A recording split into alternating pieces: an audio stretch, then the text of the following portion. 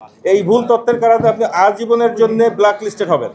বাংলাদেশ এমন কোনো rich country না যে আপনি ওয়ার্ল্ড কাপের কথা বলবেন আর আপনাকে ভিসা দিয়ে দেবে। লাখ লাখ টাকা নিচ্ছে তারা এই সমস্তগুলোর কথা বলে এবং ভিডিও করে দেখায়, এবং আদৌ ওই ভিসাগুলো আপনার সঠিক কিনা সেটাও আমরা জানি না, যে কার ভিসা কার পাসপোর্ট কাকে দেখাচ্ছে। এটা বুঝতে হবে যে আপনারা যারা ভিসার অ্যাপ্লিকেশন করার চিন্তা করছেন, চেষ্টা করছেন আমেরিকায় বেড়াতে যাওয়ার, অন্য ইস্যুগুলো বাদ, যেটা উনি বলেছেন স্টুডেন্ট ভিসা, ফ্যামিলি রিউনিয়ন, এটা বাদ। মেক শিওর যে আপনারা সঠিক তথ্য দিচ্ছেন। যত এজেন্সি আছে, ফেসবুক, ইউটিউব, এই ওয়ার্ল্ড কাপের নাম করে যে সমস্ত সিন্ডিকেট যারা চলছে তাদের থেকে দূরে থাকবেন।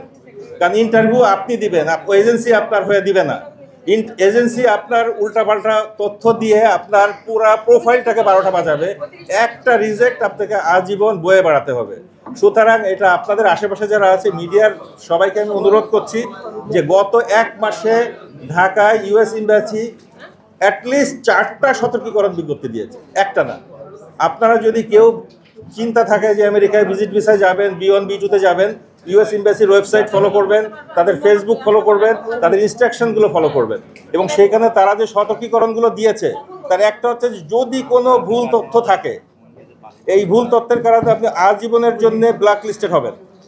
আপনি এখানে প্রসিকিউশনের সম্মুখীন হবেন।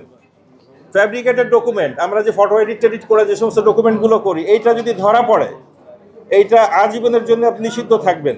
তো এই জিনিসগুলো আপনারা একটু খেয়াল রাখবেন, এবং বিভিন্ন ধরনের যে প্রলোভন যেগুলো আছে, অ্যাডভার্টাইজমেন্টস, এইগুলো আপনারা ক্রস চেক করে নেবেন। যার তার কথায় আপনার ভিসা হবে, আমরা করে দিচ্ছি, সাদা পাসপোর্টে ভিসা হবে, 3টা দেশ ঘোরা থাকলে ভিসা হবে, এই কাজগুলো আপনারা করবেন না। আরেকটা হচ্ছে যে আপনার ওই যে ওয়ার্ল্ড কাপের কথা যেটা বললাম, গত বছর একটা ছিল যে T20 টিকিট, যাদের কাছে T20 টিকিট ছিল আমার জানা মতে তাদেরকে পত্রপাঠ বিদায় করে দেওয়া হয়েছে। বাংলাদেশ এমন কোনো রিচ কান্ট্রি না যে আপনি ওয়ার্ল্ড কাপের কথা বলবেন আর আপনাকে ভিসা দিয়ে দেবে।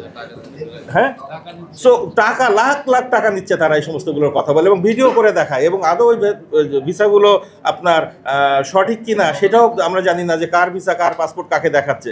এই জিনিসগুলো আপনারা খুব কেয়ারফুলি থাকবেন, এবং আপনারা চেষ্টা করবেন প্রফেশনাল লোকদের সঙ্গে আলাপ করতে যদি নিজে না বোঝেন। এবং ফার্স্ট অ্যান্ড ফরমোস্ট ইউএস এম্বাসির ওয়েবসাইটটা আপনারা রেগুলার ফলো করবেন, ওখানে সমস্ত তথ্য দেওয়া থাকবে, এবং ইউএস এম্বাসির ফেসবুক। এই জিনিসটা আমি বলার দরকার ছিল, কারণ প্রচুর প্রতারণা হচ্ছে এই ইউএস ভিসা। হ্যাঁ, থ্যাংক ইউ।